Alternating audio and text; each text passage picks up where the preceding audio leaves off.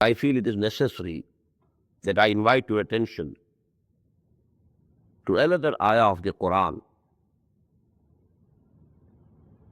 That is ayah number 59 of Surah An-Nisa.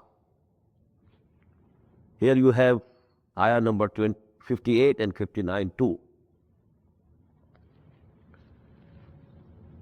This ayah gives you in further detail how this principle of divine sovereignty can be enforced in Islamic State. Please focus your attention on ayah number 59. Ya ayyuhalladhina amanu ati'u Allah wa ati'u Rasul wa ulil amri minkum. فَإِن تَنَازَعْتُمْ فِي شَيْءٍ فَرُدُّوهُ إِلَى اللَّهِ وَالرَّسُولِ إِن كُنتُمْ تُؤْمِنُونَ بِاللَّهِ وَالْيَوْمِ الْآخِرِ ذَلِكَ خَيْرٌ وَأَحْسَنُ تَأْوِيلًا. O you who profess to believe, obey Allah and obey His Messenger. And those among you who are at the helm of affairs. And if you have difference of opinion regarding anything, then refer it to Allah and His Messenger. If you have real belief in Allah and the hereafter, the day of judgment, this is good not only in itself, but regarding the final result also. Now here we find the imperative atiyu repeated twice. Atiyu Allah wa atiyu Rasul, but not thrice. For the third time, it is not repeated.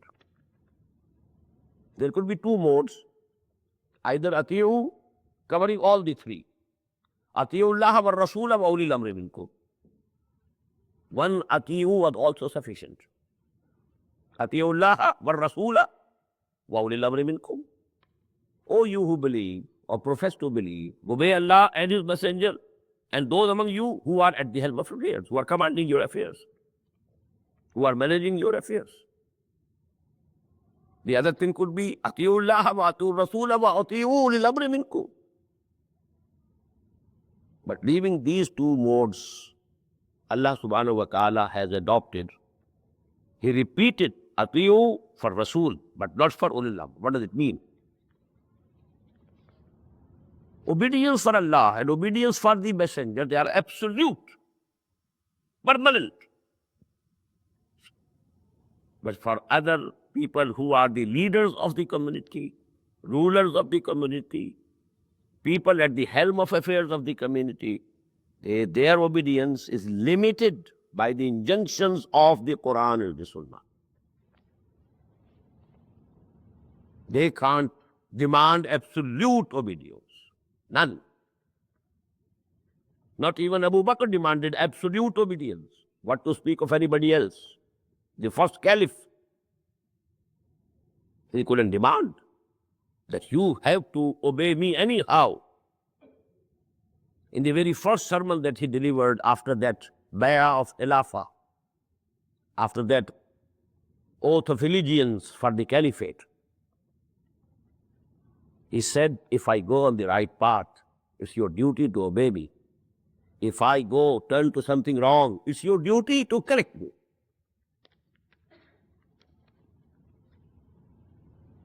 And a still more interesting event took place during the caliphate of the second caliph, Umar radiallahu ta'ala.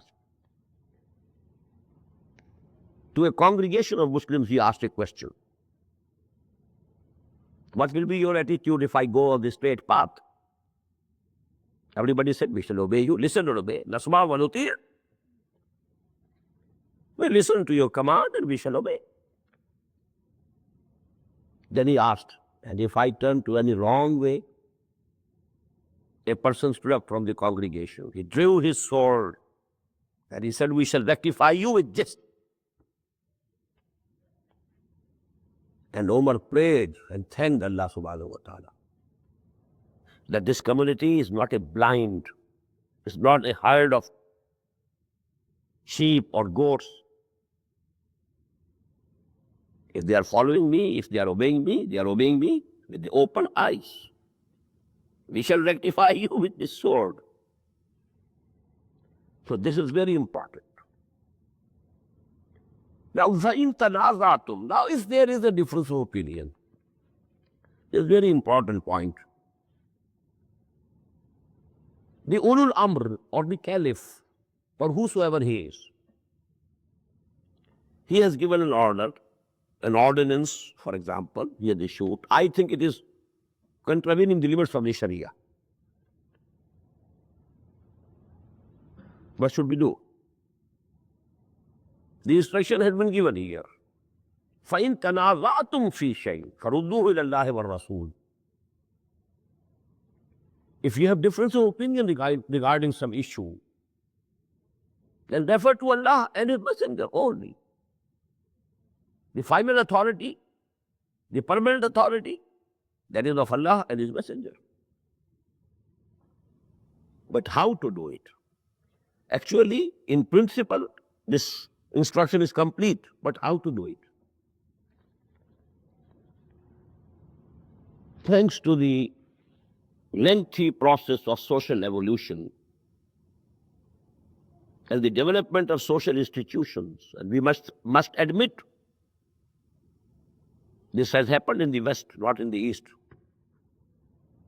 These social institutions, this concept that a modern state consists of, and it has three basic pillars: the executive, the judiciary, and the legislature.